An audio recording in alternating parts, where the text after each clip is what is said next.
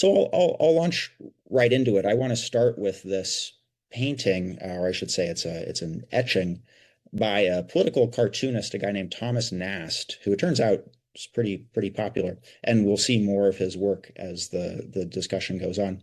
It was printed in 1863 in Harper's Weekly, which was a very prominent magazine, and it was right after the Emancipation Proclamation was announced. So the Civil War is still going on, but Lincoln's issued the Emancipation Proclamation, and the slaves in the rebellious states are now free.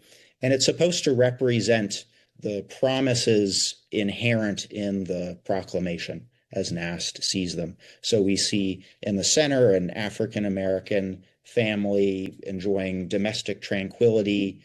Below them, there's a baby, which is symbolizing the new year, and that's breaking, that the baby is breaking the bonds of the enslaved person. On the left, there's the horrors associated with slavery, the auction blocks, the whippings, the separations of family, so on. And then on the right, you have folks working and getting payment, getting a wage for their work, receiving public education, enjoying their own home. And again, the idea is that these possibilities will be realized thanks to the Emancipation Proclamation, but more importantly, if the North wins the war.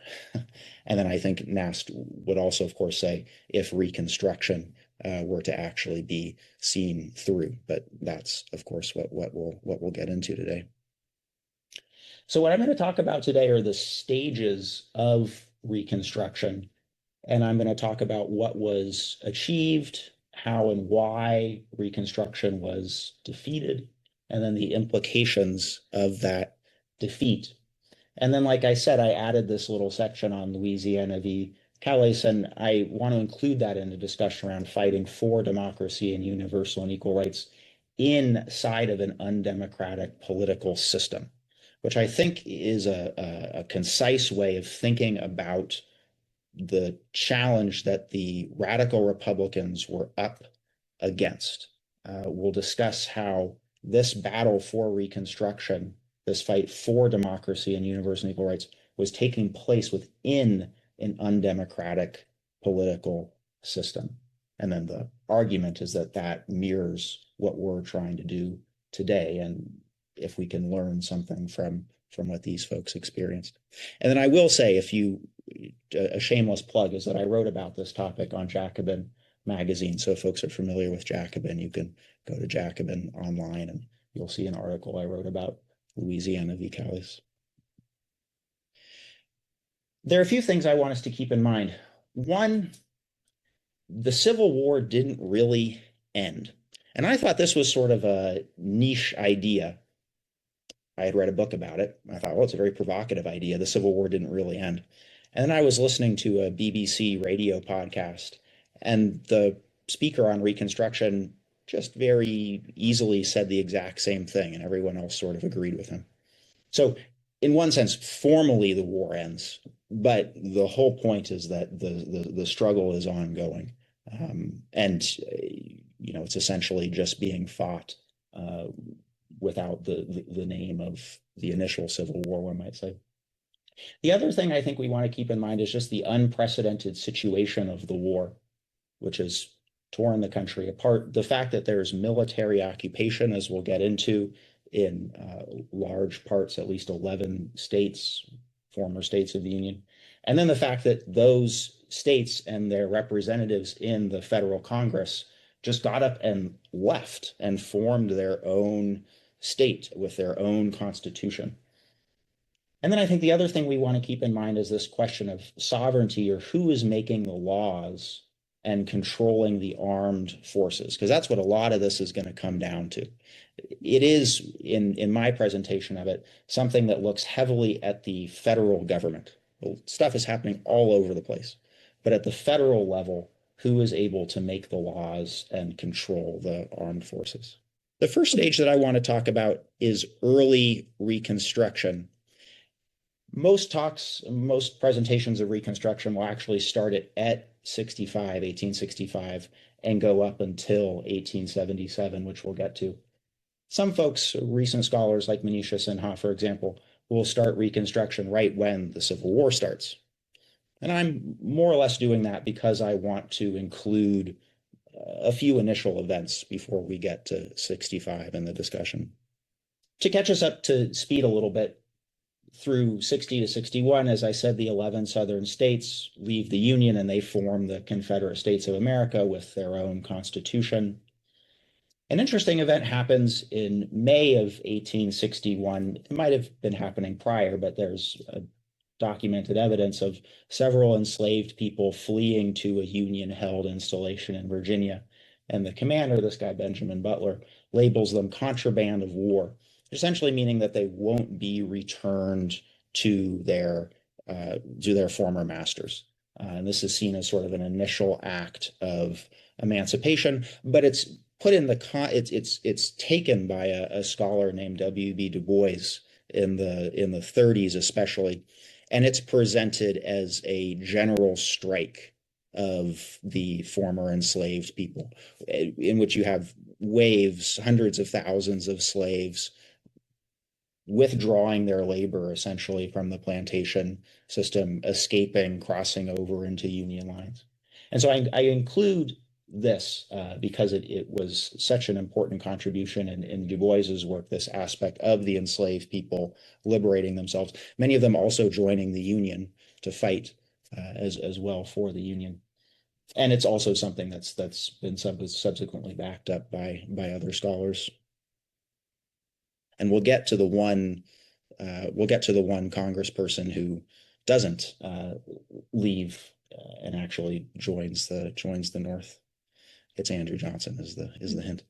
This picture here, it's one of many you can find on the internet. It's of 27 members of the 4th U.S. Colored Infantry Regiment at Fort Lincoln in Washington, D.C. during the Civil War. There's something like 180,000 troops, Black troops in the Union Army.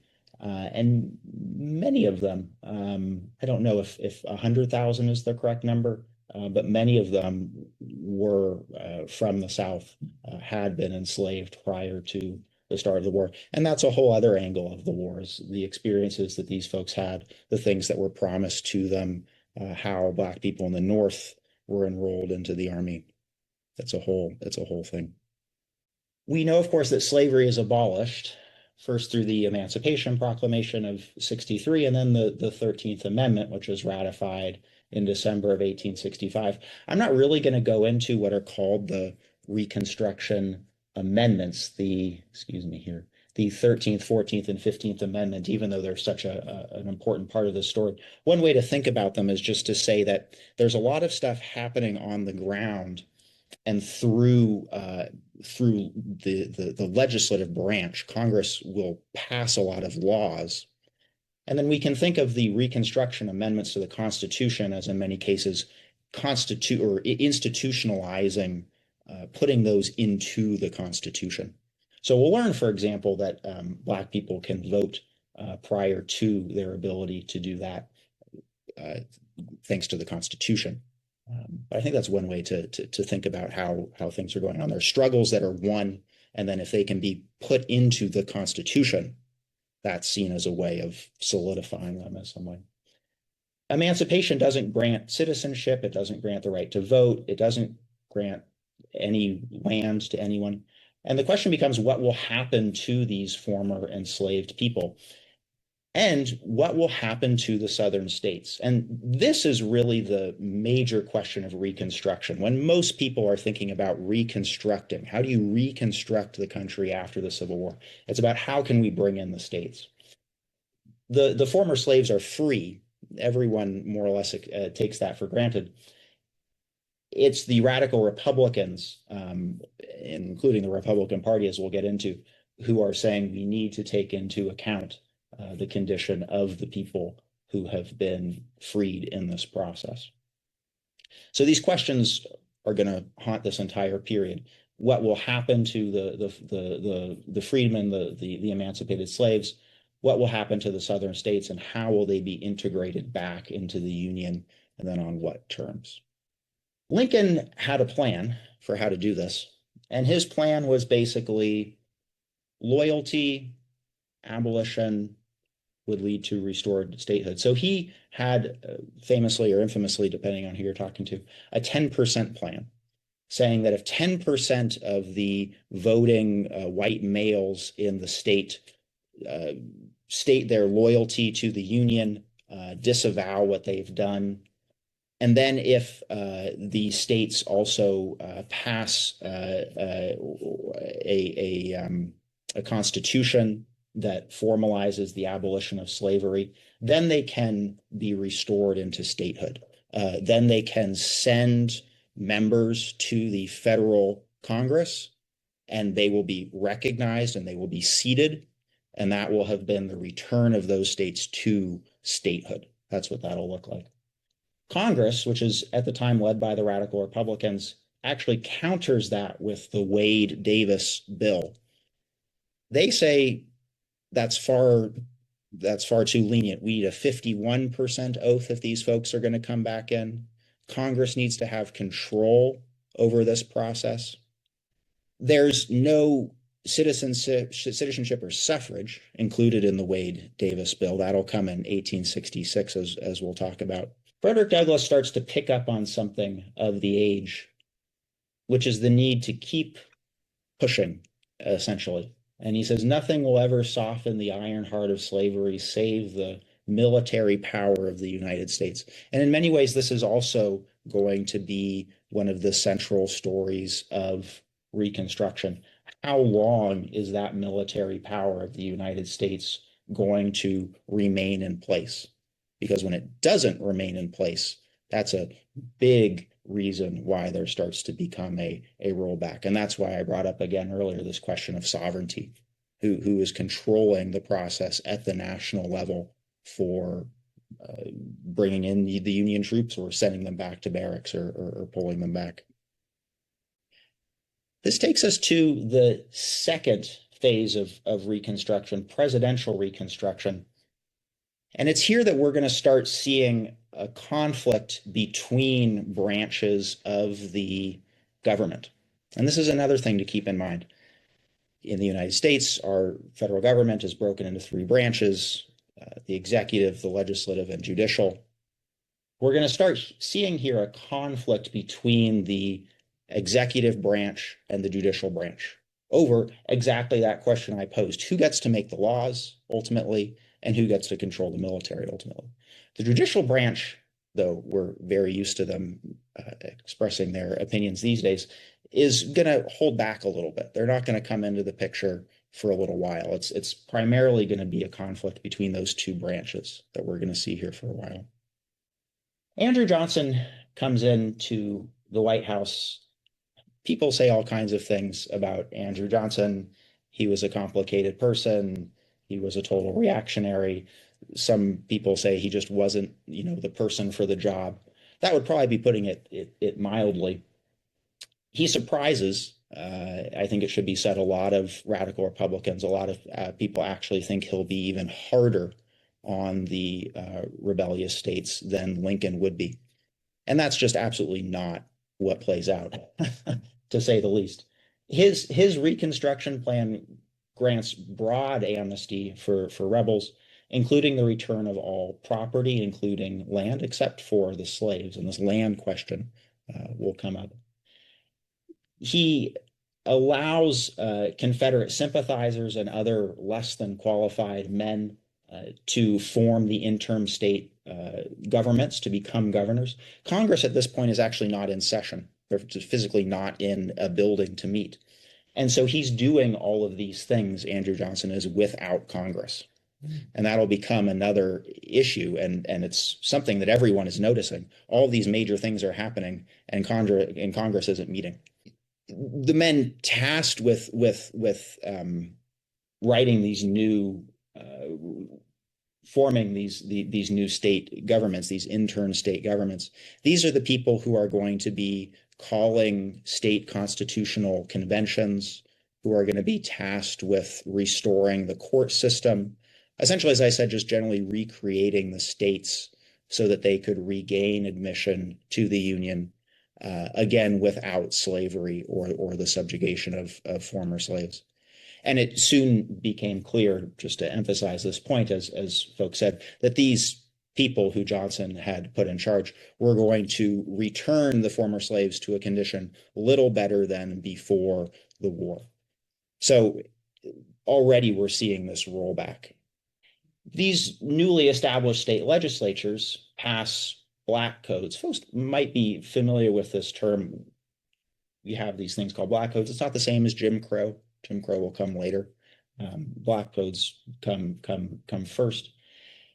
They restrict the liberties. Well, they actually don't really have many liberties. They restrict in various ways the ability for former enslaved people to do so many things, to raise family, to labor in any sort of free way, to own any kind of weapons, to go out at night, so on and so forth. And remarkably, these newly established legislatures, I shouldn't say remarkably, it's, you know, it makes perfect sense in a way. They plan to just send former Confederates as representatives to the 39th Congress. Why not? Why not even send the former vice president of the Confederacy back into Congress? Yeah, why not? Johnson, yeah, thumbs up. Great job, everyone. Reconstruction is over. The states can come on back in. He says something to Alexander Stephens. He says, you probably shouldn't show up. He says, that would be very uncouth. That would just look bad if you showed up. You should think twice about showing up. But that's as hard as he's going to push, essentially. So his message is, okay, great job, everyone. Reconstruction's over. Me as the president, through presidential reconstruction. I don't know if he ever used that term, but I as president have done reconstruction. I have restored this country. The frustration obviously is building. The Republicans in general are furious. This is not popular. The radical Republicans in particular, who are at the cutting edge of demanding land, demanding the entirety of rights, they're having none of this. Congress has to take over, essentially, is what they're saying. So in a very interesting moment, when the 39th Congress is called into session in December of 1865, you see how quickly things are happening. This is still the same year, for example, that Lincoln is assassinated. They actually use the power of the House clerk to just exclude from the acknowledged list of representatives those Southern Democrats. So they're present in the building. It's just when the House clerk is going around calling roll, says, are you here? And they say, yeah, we're here. And the House clerk just ignores them.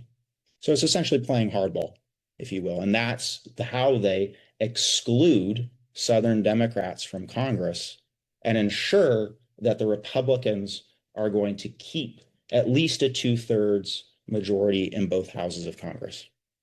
And that's going to be very important because now they have a veto-proof majority. Now they will be able to override Johnson's vetoes. And this is going to start coming very fast. So again, this is what I mean by us seeing conflicts between the branches of government. Thaddeus Stevens, probably the leading radical Republican, creates a joint congressional committee to review the state legislatures seeking readmission. Johnson, as I mentioned, fights back. He says that military authority in the South is void, and he starts vetoing everything he can. All those vetoes are overridden by Congress. Congress finally gets the upper hand with a series of acts called the Reconstruction Acts of 1867.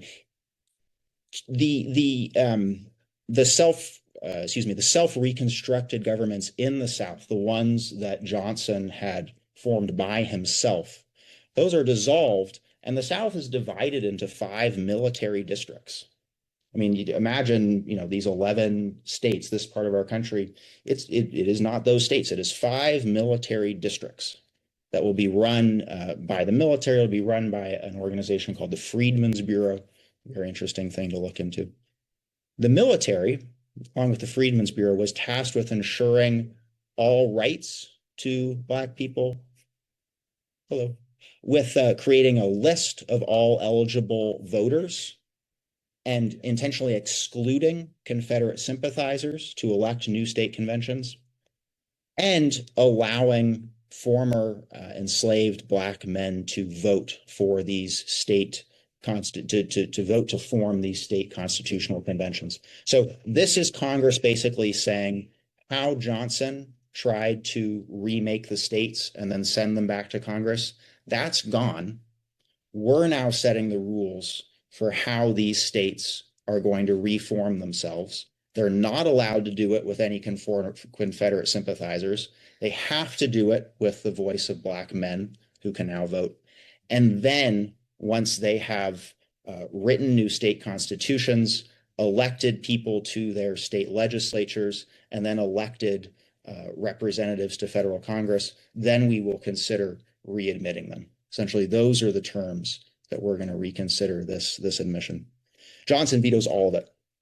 But thanks to the fact that they played hardball, they override that veto. I've said this before. This is where the struggle is really picking up, and that question of sovereignty under the Constitution, because this shouldn't be happening, essentially, is the point. The Constitution, so much to say about it. I think we can generally say it's a very minoritarian document. It protects the rights of property. It, at the time it was created, protected the rights of enslavers to own slaves. But as it's designed, it's not supposed to let one branch dominate the other branches. It's supposed to allow the wealthy and the elite to have their way, essentially. But it's not supposed to let the president just do whatever they want. It's sure as hell not supposed to let the legislative branch, let alone the House, do whatever it wants. That's why there's the Senate. But there's also supposed to be the judicial branch, which is supposed to come in at the end of the day.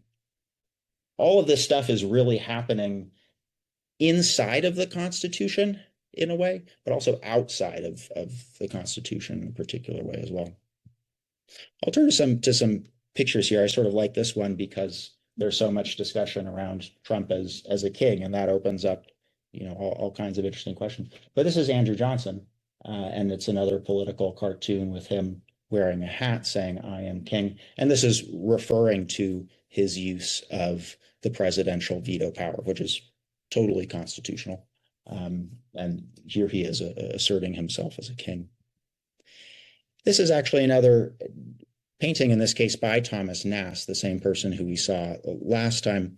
This is a depiction of the massacre at New Orleans, a very infamous massacre in the summer of 1866. An ex-Confederate general turned sheriff of New Orleans under Johnson's Reconstruction plan deputized a posse of ex-Confederates to confront a pro-civil rights citizens convention in the city. They killed dozens of people. This actually had a bolstering effect for the radical Republicans. It's a little blurry. You can see that this in the corner is actually supposed to be Andrew Johnson, who's dressed up as a king, and he's looking out and essentially kind of seeing what his policies have brought about. This is exactly what the Republicans, especially the radical Republicans, are saying. And so Andrew Johnson is responsible for this. And in fact, we'll get to Johnson's impeachment trial in a sec, but one of the more provocative speeches that was made during the impeachment trial, when they're saying, we want to call a recess, we need more time to think about this. One of the radical Republicans says, every recess we take, every 30-minute break we take, there are more people being killed, which is true. There's, as I said, the war does not really end. This entire period, there's just immense waves of terrorism. It is terrorism. And it's seen as being furthered by Andrew Johnson so long as he has a say in Reconstruction. So this brings us then to congressional Reconstruction. And after this, I'll bring us to the defeat of Reconstruction and bring in a few other elements. If we remember going back, Congress has passed the Reconstruction Acts of 1867, and that gives them an upper hand, and that begins this process of what's considered congressional Reconstruction. What does that mean? So as I said, there are new state electorates that approve new state constitutions and send new representatives to Congress. This is the first time that Black men are being sent to any position of any authority, sheriff, dog catcher at the local level, but also to the House of Representatives and also to Congress. All adult male men can vote for delegates to new state constitutional conventions. Remember, it's not until the 19th Amendment to the Constitution that women can vote. So it's all adult male men can vote for delegates to these new state constitutions. And again, this is 3 years before the 15th Amendment. The 15th Amendment will basically take what Congress did and say, we're putting this in the Constitution. It's one way of thinking about it. Republicans, unsurprisingly, dominate these state constitutions. As I said, they elect Black men to all of these positions, and they create rather democratic, rather progressive state governments, which is seen as a high point. Du Bois, as I mentioned, has a famous quote in his book, Black Reconstruction, where he says, the Black man stepped for a brief moment into the sun, and then he was cast back into the shade. And this is sort of this is the sun. This is as sunny as it's going to get, essentially, before we start going back into the shade. So much could be said about Johnson's impeachment. This is the first time that a president's been impeached. He is successfully impeached in the House. He falls one vote short in the Senate. He's a majority, something like 35-19 vote to impeach him. But as now, you need a 2/3 majority in both houses. Same way, I like to point out, for example, that every time, say for one time, I think of the 3 impeachment charges that were brought against Trump, 2 of those 3, a majority of senators representing surely a majority of people in the country because of how malapportioned our Senate is, voted to impeach him. But we have this Article 2 impeachment process that requires this really difficult step to cross. So it almost happened to Johnson. People didn't want to do it for various reasons. One was who would have become president if he had been successfully impeached. Another was this concern around, whoa, what if Congress actually was able to impeach a president? That sounds like an awful lot of power for the congressional branch. That sounds like you're impeding a lot on the power of the executive.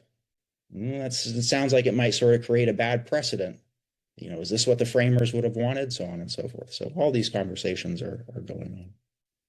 So between 1868 and 1870, the remaining former Confederate states are admitted back into the Union, with state legislatures controlled almost exclusively by Republicans. They have to ratify the 14th and then later the 15th Amendment in order to be readmitted. But the question I've been talking about this entire time is still posed. Would these new state regimes last, right, including all of the rights that they had allowed? Would there be a further extension of rights, including property rights for freedmen? It's one thing to have rights, but it's another to be put back in a position where you would essentially have to return to the land owned, in many cases, by your former enslaver. And the only thing that's changed is, in some cases, you have some civil rights, but you make a wage for your work instead of being enslaved. That's not seen, especially by radical Republicans, as being truly liberatory. There's this idea of you need your own plot of land, you need to be more self-reliant. And the failure to do this will create a system called sharecropping, which comes to dominate a lot of the agricultural production in the U.S. and will lead to many movements after the official fall of Reconstruction. It's essentially like feudalism, in the late 19th century in the U.S. What this will lead to, the failure of changing the ownership of land in this period. I include this picture. These are a group of the first colored senators and representatives. 1872. This is in the 41st and the 42nd Congress. So Hiram Revels of Mississippi, Robert DeLarge of South Carolina, Jefferson Long of Georgia, Benjamin Turner of Alabama, Josiah Walls of Florida, Joseph Rainey of South Carolina, Robert B. Elliots of South Carolina. They're here because the process to elect them excluded ex-Confederates, included Black men, and was imperfectly protected by the U.S. Army. When those things start to go away, this process is going to start to change. So they're here exceptionally. And one can imagine that if they were going to stay and that if more of them were going to be elected, a lot of this process would have had to have gone on for a lot longer. And as we're going to see, that becomes impossible in the minds of the people who are really calling the shots to continue to do. So this is the unwinding of Reconstruction. I made a little face there. I call it unwinding. I don't know that anyone else calls it unwinding. It's usually called defeat. Sometimes it's called failure, but people have turned away from calling it a failure in order to emphasize how violent the attack on it was. I mean, it really was a war to end it. And so saying failure makes it sound like there was something inherent in it that led to its failure. It wasn't perfect, but saying defeat emphasizes much more the violence that was enacted against it in order to make sure it went away. I say unwinding because I'm starting in the 1870s, and usually people say by 1877, Reconstruction is over. So I'm just painting this picture in which over the 70s, it starts to unwind. And I'm going to break this section, and this is the second to last section because I know I've been going on for a little while, into a how, a why, and a what were the consequences of this unwinding of Reconstruction. Very briefly, what was being overthrown or unwound? We had an integrated public school system in the South. It's remarkable looking at the demands of the 1960s civil rights movement and comparing them to the demand of the 1860s Reconstruction movement. They're almost exactly the same. In fact, some of the legal language, I haven't looked at it, I've talked with other people who have, some of the legal arguments read like a copy paste. When people are going to court in the 1860s to try and do these things, the people in the 1960s, it's as if they just took the same documents from them and are just presenting it to a judge 100 years later.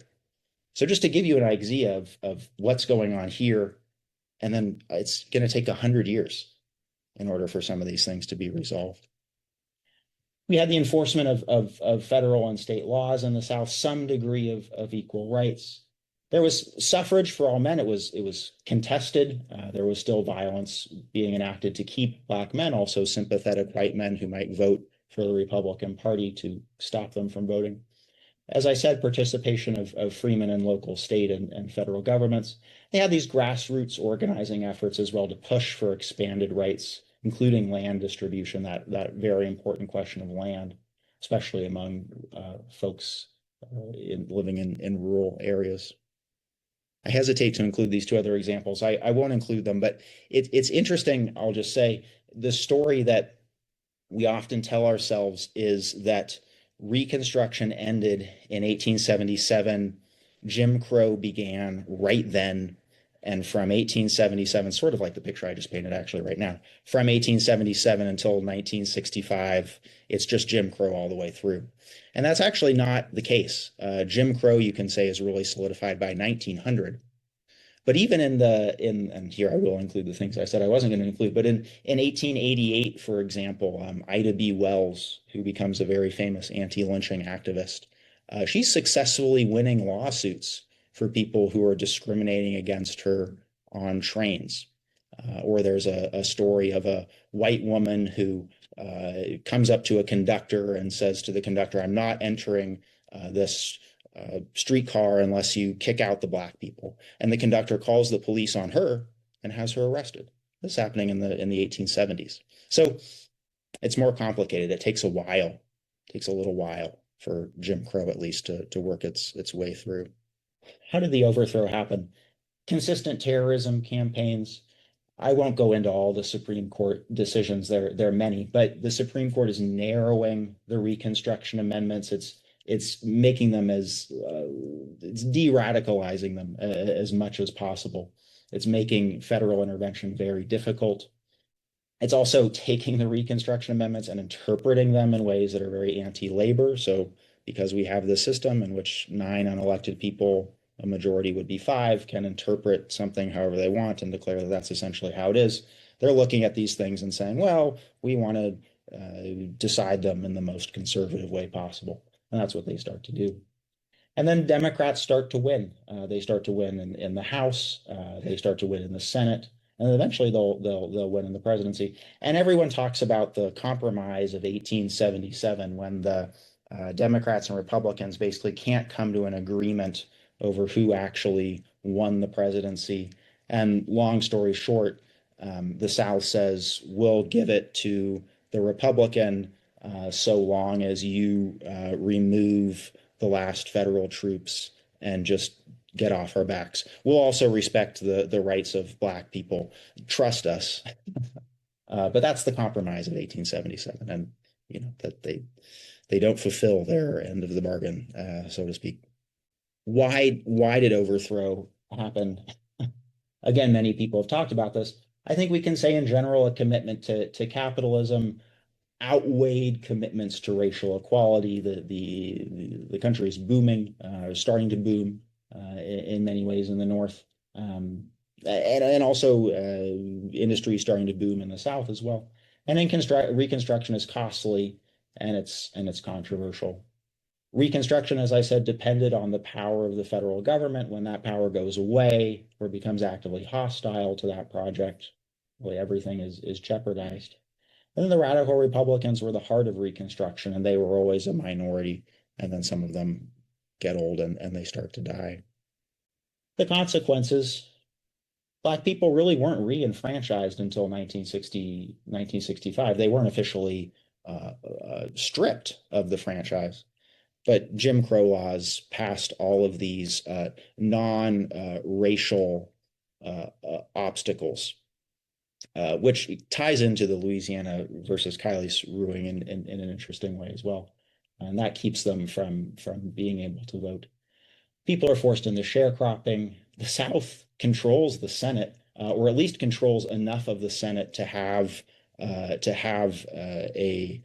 because you essentially need 60% of the Senate in order to avoid the veto. They at least control enough of the Senate to be able to filibuster, excuse me, not veto, but filibuster whatever's possibly coming through in regards to progressive racial legislation. So you don't get an anti-lynching law, for example, in the US until 2021. Even though in the 30s, most people, including most people in the South, want an anti-lynching law. There's no way it's getting through Congress. The Senate is the South's bastion of that. Lyndon Johnson, I won't go into it. There's a whole series of books. Famously, Lyndon Johnson was sort of the one who broke that power. But they hold on to it and they wield that. With the civil rights movement, some people refer to it as the second Reconstruction. And then we have contemporary calls for a third Reconstruction. I'll start to wrap up here with another drawing by Thomas Nast. This one is done 13 years after the celebration of the Emancipation Proclamation. And this one is called, "Is This a Republican Form of Government?" So, the depiction speaks for itself. I think it's very powerful to compare Thomas Nast's optimistic drawing in 1863 to this one done 13 years later after all of the history that we've talked about. I'll wrap up here. I don't think I have time to get into Louisiana versus Cayce, but I'll say, why is it relevant? I do think that we are fighting, like the radical Republicans, to establish democratic rules, democratic laws in this country, but we're constrained within a larger undemocratic legal system. My argument is that the same undemocratic constitution that had a lot of ultimate say in unwinding what Reconstruction was able to achieve is still with us today, and then as now it constrains a lot of the democratic work that we're trying to do. I'm going to skip through Louisiana versus Cayce. Maybe it'll come up in our conversation. And if folks are interested, I can share the slides with you as well. These are some of the books I used.